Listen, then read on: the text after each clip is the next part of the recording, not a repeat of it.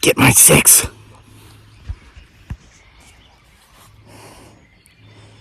Get my 6. Shara! Ta-ra! It's my beautiful bride, Dearly, aka Giggly Girl. Hi, everybody. Some people think you don't exist, honey. They're like, there's no way this guy has a beautiful bride. Why does he call her Giggly Girl? I exist, guys. And why do we call you Giggly Girl? Watch this. Oh. So anyway, guys. Because she giggles. That's all she does. Guys, so anyway, I have my flowers from my front yard. Do you remember what's the name of this purple one? Iris? Iris and Lilacs. Yeah, lilacs. Smells so good, no? Yes, honeys. Smells Yeah. divine. Yeah, so I just want to say to you, and I just want to say hi. She exists. Yeah. Okay. Bye-bye. Bye-bye, honeys. Bye, honey. All right. Oh, and what a beautiful blueberry bush right here behind me. And I think it's got some purple flowers on it too. The blossoms, well, they were purple. Now they're white, getting ready to become berries. So listen, guys. First of all, welcome to the most awesomest homesteading channel on the entire planet that ordinarily doesn't have a daggone thing to do with homesteading. Homesteading off the grid. This is a fruit orchard back here. Today, it's kind of homesteady-ish in that I'm planting an orchard. You're like, what? Crazy Lake? Talking about planting an orchard? Isn't that an orchard behind you? It is. And I'm going to show it to you, explain what I'm doing, and get some footage so you can kind of enjoy the experience.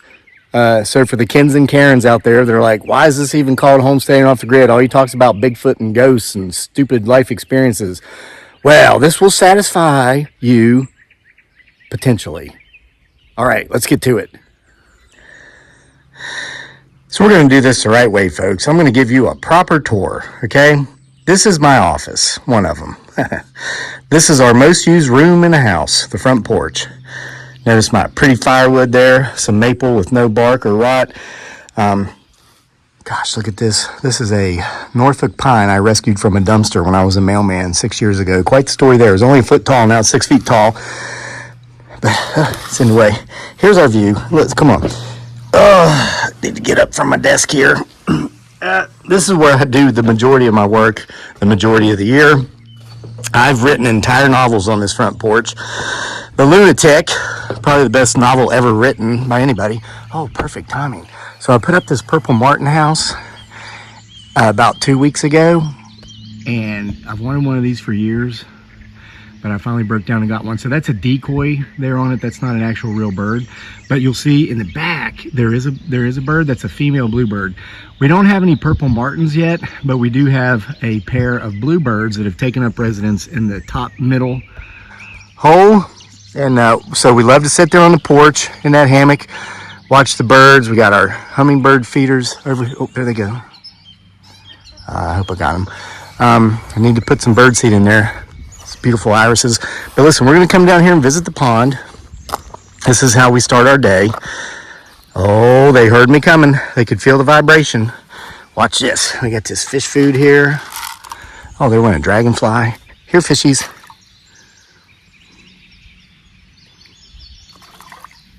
Yeah, look at that. Look at that. Come on. You heard people say chickens are just pigs with feathers. My fish are pigs with fins. Oh, they're being shy. I see bubbles coming up. That means one of the snapping turtles coming up to eat. Usually feed them earlier than this, so the timing's off, but there's tons of them in there. There they are. All right, here. I got it.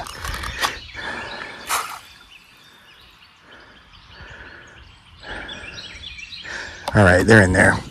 So, oh, we've got some. Oh, there was a big one. That was a monster. It always happens when I turn the camera away, the monsters come out, you know, like them Bigfoot Sasquatches. But look at these beautiful yellow pond irises. Aren't they beautiful? Got the cattails coming up. There's our trail going up through the woods. Goes up to the campground. Finally got our tent set up. Sleeping there some nights, way up there. All right, this is about a fruit orchard. So let me show you what we're doing. This weeping willow tree, which is 25 feet tall now, started out as a stick from a weeping willow tree we cut out of a friend's yard. They wanted us to take it down, so we did a rooting of that. So here's our fruit orchard. It's going to be another bumper crop year. Look at these peaches. Look at these peaches. This is why I moved out in the country, to get millions of peaches. Peaches for me. Millions of peaches. Peaches for free. Here's a peach tree that came up from a pit from one of the previous seasons. All right. Oh, man. See, you live in a city, peaches come in a can and they get put there by a man. That's not the way I like it. Here's some pears. Got all kinds of pears. Here's some more pears. Some more pears everywhere. So we got like 40 fruit trees in here. Of course, the berries all up there. We even have banana trees.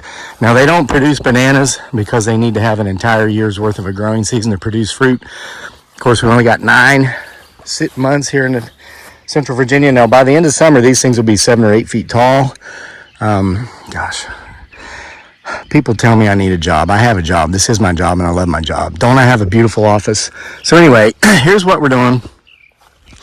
So we have the driveway lined with, these are called American plums, okay? They're indigenous to the state of Virginia. Look at all these baby plums. Look at that. We literally get truckloads of fruit out of this orchard every year. We eat what we can, eat what we want. The wildlife gets the lion's share of it. We'll have friends come over, let their kids pick peaches and plums, and we got peaches, plums, apricots, pears, apples, all in this orchard. And here a few weeks ago when the blossoms were on these plum trees, they were gorgeous to come up the driveway lined with those white blossoms.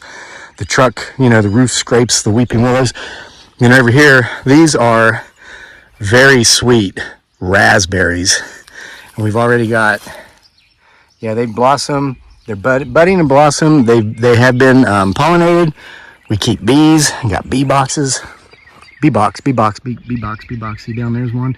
We got 3 of them scattered evenly around the property. But here's what we're doing. I told you I was planting a fruit orchard. One of the beautiful things about these plum trees, and listen, if you're in Virginia, and most states do this, you can buy these as saplings off of your Department of Forestry. We got these off the Virginia Department of Forestry for $1 each. This was probably 5 years ago. They were about a foot tall. They come in a box. We actually went over to the forestry department and picked them up. They're right outside of Waynesboro, Virginia, and that's not far from us. We're just outside of Charlottesville. So when we ordered trees off the state, and we've done it twice, we go pick them up.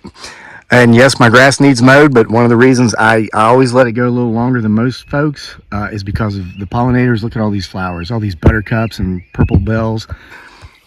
But here's what I love about these plum trees. One of the ways they reproduce is that they will grow up, or they will grow new. They will shoot up from the roots. So all these little trees, these are all plum trees. That's why last time I did mow, I didn't mow here because I saw these all shooting up. I'm going to dig them up today, get the entire root ball so that they don't die. And then I'm going to take them and haul them all the way up to the campground because we have, I also saw a tree swallow. We got 3 tree swallows that come around and check out this bird hotel every day. They haven't moved in yet, but they're thinking about it. It saw me coming. Okay, but it's up there. But anyway, look, and over here's some. So these plum trees, they thrive on moist areas. A lot of people use them for to control the erosion of their land. The reason I actually planted them where I did is because I don't know if you can tell or not, but there's a bit of a trough in the land here, and it comes down all the way up from the field. That's where the water runs off in the spring when we get the rains, when the snow melts in the winter. This is where the majority of the water goes, and this portion of the property was always soggy. So knowing that these trees thrive on moist areas, we planted them through this drainage trough, and now they have really benefited from it because they get the higher moisture that they prefer over some of the, and you see why we planted the privacy hedge, because we're blocking that noise and view from the road. Every tree you see, we planted. We planted literally thousands of trees, and all these cedar trees were literally a foot to 18 inches tall when we planted them. 7 years ago, 6 years ago, they're 20 feet tall now. And look at this. It's like I wanted to have a secret garden, and we have 6 acres. And instead of just picking like one little spot to have a secret garden, I said, let's make our whole property a secret garden. So we planted a privacy hedge around the whole daggone 6 acres. And now our 6 acres is our private garden. Here's some deer damage from last year. So anyway, the trees are doing really well. Yeah, I'm going to dig those up, going to transfer them. Look at all these little plums. And then we even have those Asian pears, and we got more this year than ever on these trees. Yeah, so there's some. These are the ones that are round. They look like balls. And these things, with this economic environment we're in, they literally cost $3 to $4 each for one piece of fruit. If you go to the grocery store, we have hundreds. And of course, we got pear trees up there. All right, let me get to work. I could talk about my trees and the wildlife that shares our property with us. We share it with them all day long, but I won't get any work done if I do. So let me get to work.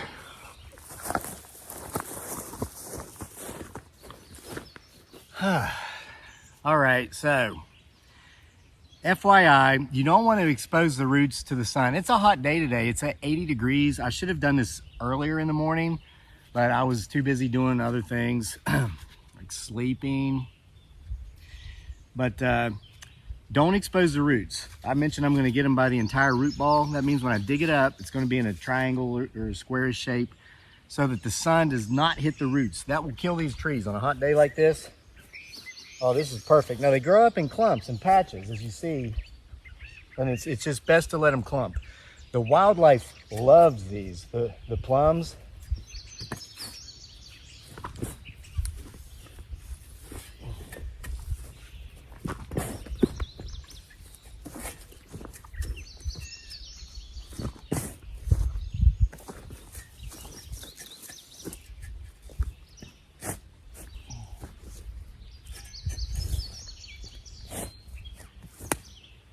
You heard that snap? It snapped off the main root coming from the parent tree.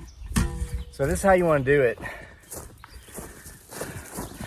So the root ball is not exposed.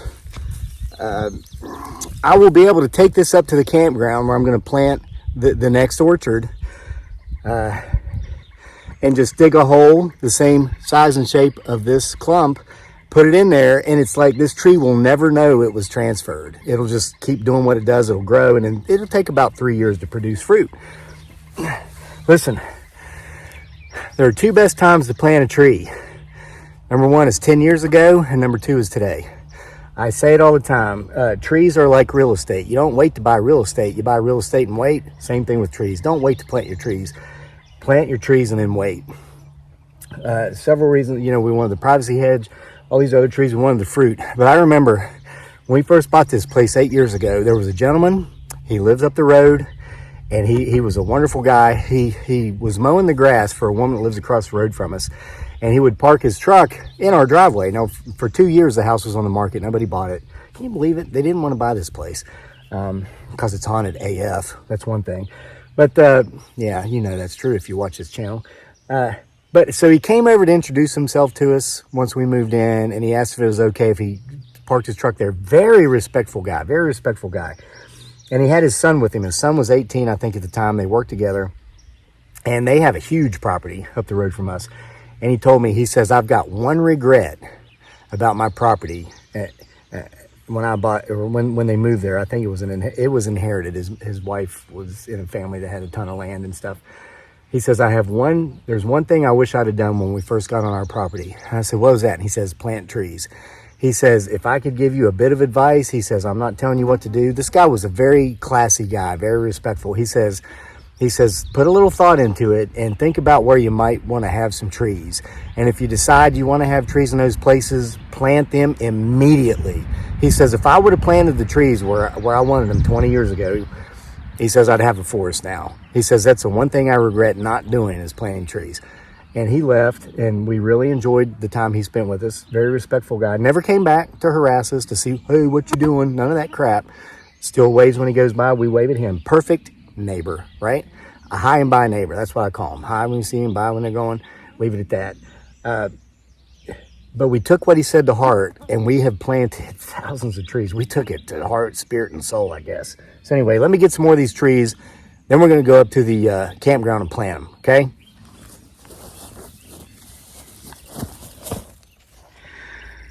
All right. So after only about 10 minutes worth of digging, we got 1, 2, 3, 4, 5, 6, 7, 8. I'm going to use these. But I dug up a few more. Here's 3 and then 2 down here because I got a buddy that lives up in the woods behind us who meticulously takes care of his property the same way we do, and he's got a garden and some fruit trees. So I dug some up for him, texted him, hey, if you want them, let me know, I'll bring them up. And unfortunately, we do have a dead mimosa tree here. I gave it every shot of coming back. Some of it is coming back, all right, but I am going to have to cut down part of it. So I'm going to get the truck and haul these up. Ordinarily, I would take them up in my little wagon so I get to walk back and forth and get some exercise out of this. But as you can see, it is so hot, they're starting to wilt just from being disconnected from the parent tree, okay? So I need to get them up there, get them in the ground, get some water on them, get a fence guard around them to protect them from the deer, and I'll be digging up buckets full of dirt in the woods just to fill in these spots. All right, let me go get the truck.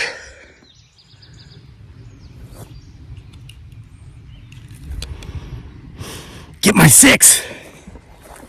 All right, here we are, folks, at the campground. As you can see, got the tent set up, fire pit. I witnessed something beautiful this past weekend up here at this campground. It's amazing. There's the truck, of course, got all of our stuff. But my son had a couple of friends over this weekend, different nights, one on Friday, one on Saturday. Friday night, his buddy and him sat around the campfire. We didn't have the tent up yet. Saturday, a different buddy came over. One of the guys he's played football with for years, been friends with for years. They wanted to camp, so we set the tent up. These kids came out here and camped. They did not stay in the house and play video games. They weren't glued to their cell phones. They weren't texting. We'll show you what else they did. And they came up with this idea. They made gigging sticks out of, we have a big old gray birch thicket over there. They carved them. This was one. There's another one somewhere. I hope I don't step on it. They went frog gigging in the middle of the night. Now, they didn't get any because I don't think they wanted to kill the frogs. But they had fun doing it. But this is where I make the majority of my videos. Those are apple trees back there. We planted them a month after living here, buying this place. Those are the first trees we planted. Actually, it was like a week or two. Of course, the trails go around everywhere. Let me reverse the phone because I'm going to show you where I'm going to put these. I want to give you a better angle. But I want to tell you, it was beautiful seeing 2 13-year-old young men doing what I did growing up. Camping out with your buddy, frog gigging. They went fishing, caught some fish in the pond. No video games, no gadgets. It was beautiful. All right, so that's the trail we came up. Give you the view again. There's a lot of space over here that just goes unused other than mowing, and that's the Bigfoot Sasquatch field observation blind down there. So what I'm going to do is I'm going to plant these plum trees just right around here. I'm going to leave enough space in the field to where I can get the mower back there so I can take care of them easier. Yeah, it's hot. I got to get these in the ground. So I've learned the hard way to make sure to bring everything up I've got. Here's the trees. I've got water because I've got to water them immediately when I get them in the ground. Here's some buckets to get my dirt to fill in the holes. But folks, I'm telling you, if you have deer where you live, you are completely wasting every second of your time to plant a tree, a bush, a flower, or anything if you do not protect it from the deer. Now, I'm going to have to go get more of these because I've got 8 clumps here, but we make these out of 2 by 4 inch fencing. Okay, and with that said, because we'll put them in the ground, and then we just have tent pegs. These have never even been opened. We use those to secure them into the ground. But let me tell you this, anytime you work with fencing, wear eye protection. Okay, if it's a sunny day, shades. If it's not a sunny day, just use clear glasses. The number one injury associated with farming and ranching and homesteading in the United States are eye injuries due to fencing. You've got to protect yourself. You could be bending this stuff, working, it'll fling back and just poke you like that, okay? All right, so let's get these babies in the ground before they dry up. Okay, so I've got my trees lined out where I want them, proper spacing. And I had a no-brainer. It's like, duh. When I dig the holes to plant them, that's the dirt I'll take back down to the original orchard to fill in the holes down there. Here's my son's dirt bike. He's out here riding his dirt bike. He's homeschooled, so he'll do like, 30 minutes worth of schoolwork, 45 minutes. Then he'll come out, take a break, ride his motorcycle. That's another thing him and his buddy did this weekend. His buddy has a four-wheeler. Riding motorcycles and four-wheelers, it's a beautiful thing, okay? So let me get to digging. That's an airplane. I don't know who that is.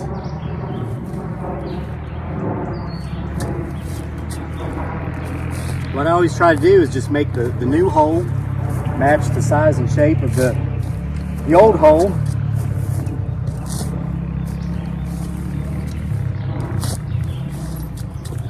Because I like to have as little trauma to the trees as possible.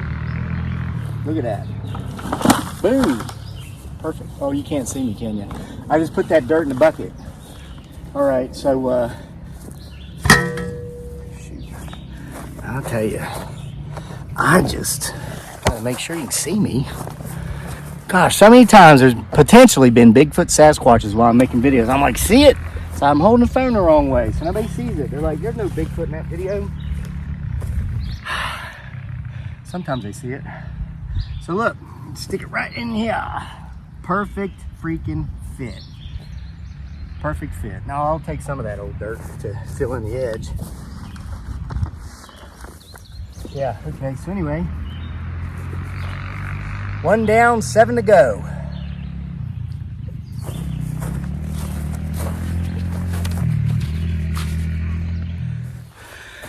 All right, got them all on the ground, all 8 clumps. So now I'm gonna water them.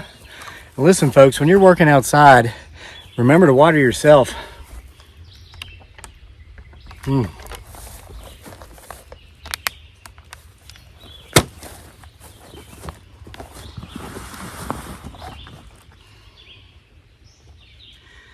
So I'm gonna give each pod half a gallon of water. I brought up 4 gallons of water. Just recycle. We do a lot of recycling around here, or upcycling, reusing things like water jugs.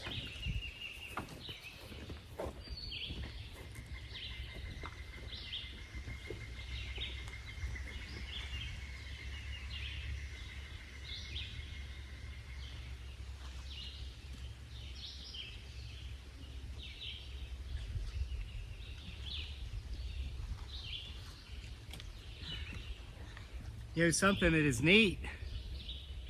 Hold on, might not be able to hear me.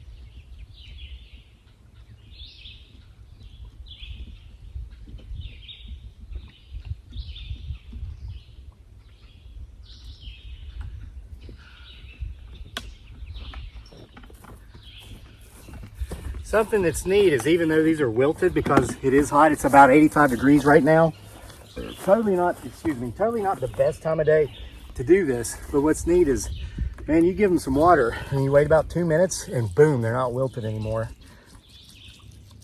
Yeah, it's best to do this earlier in the mornings. It's like 1 o'clock, it's like 1:30 right now. Totally the worst time to do this, but I know I can get away with it. I've been doing this for years.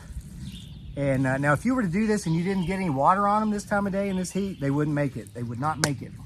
And I'll come up here again this evening, just before dark, and I'll give them more water.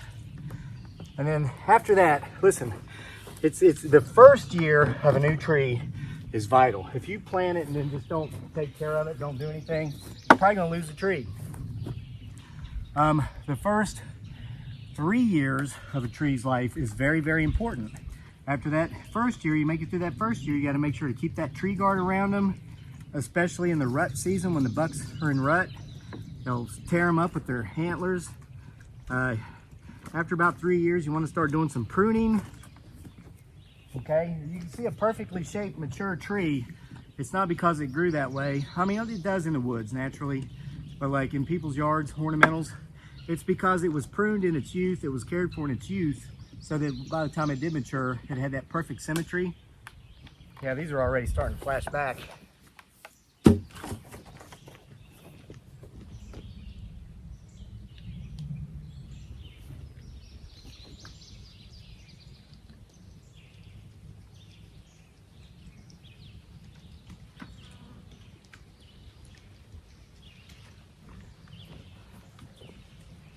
And probably I'll leave these dirt clumps out that I dug up until this evening. And when I come up here to water again, I'll bring the shovel back. And that's when I'll collect this dirt and fill in the holes down there. Because that's not urgent. It is important, but it's not urgent.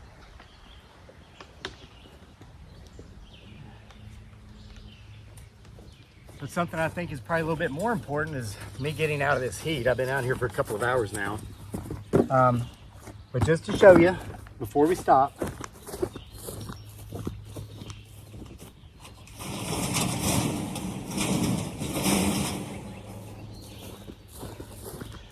again, if I don't use this tree guard, basically all I've done with every effort I made today with this project is I put deer food up here.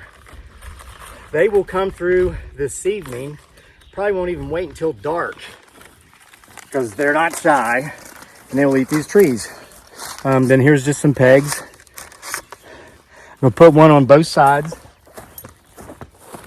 And part of caring for your trees too is when they do start growing and you don't want them to get strangulated or guarded by the tree guard. And there's tree guards we still have on trees that are 3, 4, 5 years old because they're just not quite big enough for the deer not to like them yet. But what I'll do is when the branches grow up, if they start to put pressure on the fence, because they'll grow all crooked and everything, I'll take my wire cutters and actually cut a hole through the tree guard so that the limb can grow naturally. Give it another year or so. Once the trunk is more than 2 inches in diameter, typically the bucks won't touch it unless if it's like a really aggressive buck, a young aggressive buck, or the big mature alpha who's like, I'm gonna tear up your 18-inch wide walnut tree, you know what I mean? Those guys are out there. So anyway, I hope you enjoyed the planting of yet another orchard. And that's another beauty of these American plum trees. They don't just produce fruit year after year after year, but if you just hold off in your mowing around them for about a month, they produce tree after tree after tree after a couple of years. So you've got a constant, it's like a dividend that pays a stock. You're always getting something a little extra out of it. These are like dividend paying fruit trees. So hope you enjoyed this video. Glad that you got to see my beautiful bride dearly, aka Giggly Girl. Proof that she, him, her, it, or they do exist. See you for more next time from the most awesomest homesteading channel on the entire internet that usually doesn't have anything to do with homesteading, but it did today, kind of, sort of. Homesteading off the grid.